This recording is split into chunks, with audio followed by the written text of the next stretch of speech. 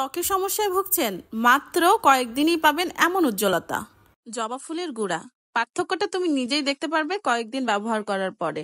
চুলের সাথে সাথে স্কিনের জন্য কিন্তু জবা ফুলের গুঁড়া অনেক ভালো।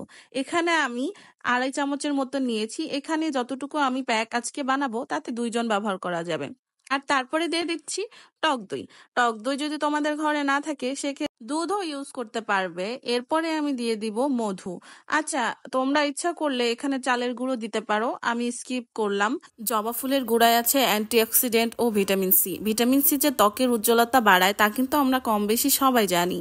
এই প্যাকটি ব্যবহার করলে তোমার ব্রণের দাগ কমবে, ব্রণ কমবে, আর স্কিনটা কিন্তু অনেক টান টান হবে।